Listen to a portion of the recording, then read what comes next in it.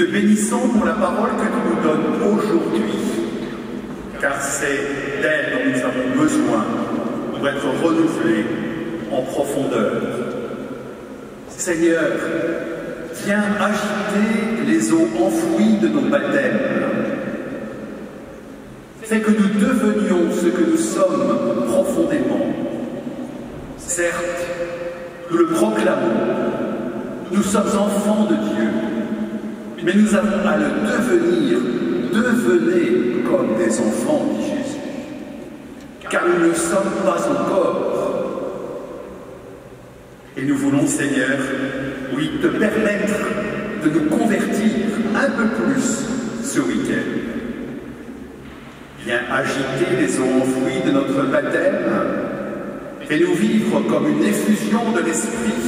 C'est la définition de l'effusion de l'Esprit.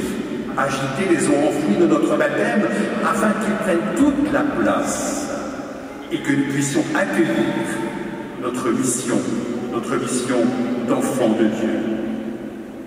Pour cela, il faut que nous acceptions de nous convertir.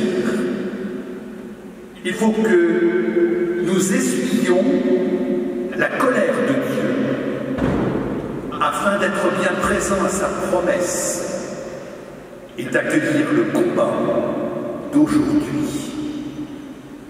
Essuyer la colère de Dieu comme on essuie une tempête, car nous le savons, tout concourt au bien de ceux qui aiment Dieu.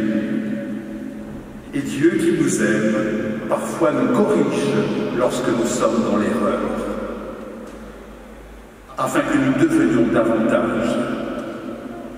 Oui, cette colère de Dieu, Dieu s'impatiente, l'impatience de son amour. Il veut que nous écoutions sa voix, que nous mettions en pratique ses commandements. Il nous le dit, comme il le dit là par le prophète Baruch au peuple en exil, lorsque tout s'est effondré, leur terre, le temple, tout est parti. Et un envoyé vient et dit, le temple s'est écroulé. Et l'autre d'ajouter, notre espérance est morte. L'homme creuse le trou dans lequel il tombe. Et cette colère de Dieu, c'est les conséquences même de notre péché lorsque nous nous éloignons de lui. Seigneur, oui, tu veux nous corriger. Tu veux que nous puissions entendre. Ouvre nos oreilles pour qu'elles entendent. Ouvre nos yeux pour qu'ils voient la réalité telle que tu la vois. Nous voulons entendre ta parole afin de nous convertir.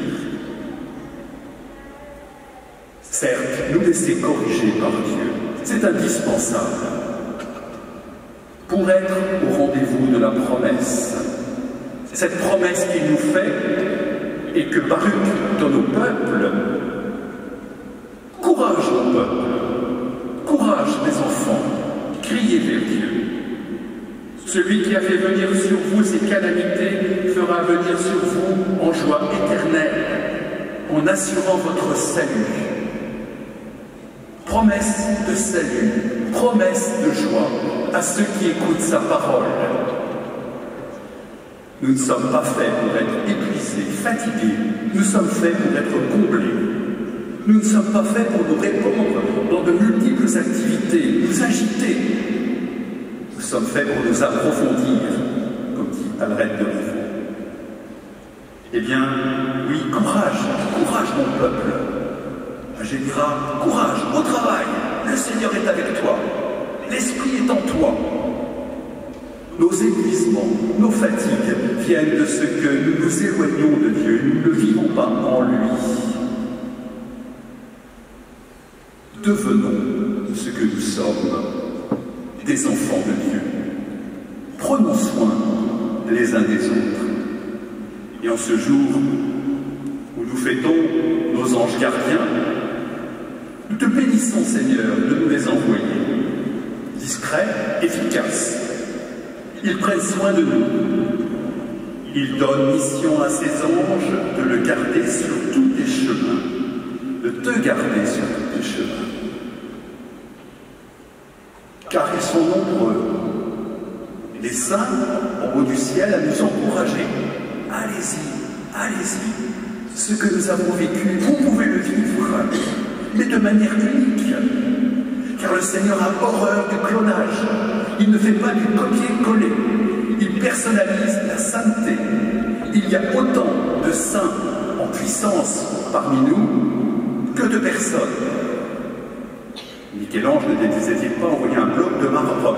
Oh, je vois déjà le saint qui va s'envoler. Et le Seigneur, en nous regardant, se dit, je vois déjà le saint qu'il va devenir. Eh bien oui, Seigneur, je veux devenir saint. Je veux accomplir ta volonté, si faible, si humble. Humble, pas trop. Mais j'ai à devenir humble, devenir doux et humble, comme le cœur de Jésus. Et pour cela, il vient être en communion avec l'Église du ciel, avec tous les anges et les anges gardiens. Dans la communauté où j'étais avant, à Fourier-de-Charité, nous avions accueilli une personne trisomique qui est passée quelques mois, qui discernait sa vocation consacrée. Et alors je voyais à chaque fois qu'on donnait la paix, se donnait la paix du Christ, il faisait comme ça. Il gisait sur le côté. Un jour je lui ai dit, mais pourquoi tu fais ça au moment de la paix du Christ? Il me répond, ben, je donne la paix à mon gardien. Réalité qui nous remet en cause, parce que souvent, moi je l'oublie, j'avoue. En même temps, nous avons besoin de savoir que nous avons le réconfort du ciel. Le Seigneur est avec nous. Aussi, courage, n'aie pas peur, je suis avec toi. Accepte ces corrections que je te donne. Accepte aussi cet effondrement qu'il y a parfois dans une société, dans le monde. Cet effondrement, il n'y a rien de plus beau que cette spiritualité de l'exil. Ils ont tout perdu. Mais l'alliance va devenir d'extérieur à intérieur. Cette loi, je la marquerai dans ton cœur. Ainsi, nous deviendrons ce que nous sommes, et nous ne sommes pas enfants de Dieu pour vivre un long fleuve tranquille, mais pour nous donner. Marthe Robin nous disait, je connais maintenant la joie la plus pure, celle de vivre pour les autres et pour leur bonheur. Mon ange gardien fait beaucoup d'efforts pour m'épargner des épreuves. Parfois je résiste.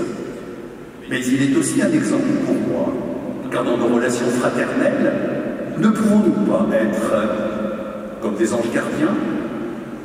Suis-je le gardien de mon frère? Dira Caïn, oui. Je suis le gardien de mon frère. Eh bien, éprouvons cette joie fraternelle en ce week-end. Ne nous laissons pas voler notre joie d'être des enfants de Dieu, mais nous le sommes si peu par rapport à ce que le Seigneur attend de nous. Rien n'est impossible à Dieu. Quand Dieu demande, il donne le pouvoir. Et dans ce dynamisme, ce courant de grâce qu'est l'Esprit Saint, en ce temps, vivons cette grande Pentecôte d'amour dont le monde a tant besoin. Oui, les tempêtes, elles sont là, et le Seigneur est là. Il brille à travers nos vies, qui nous donne la joie d'être réunis pour le célébrer.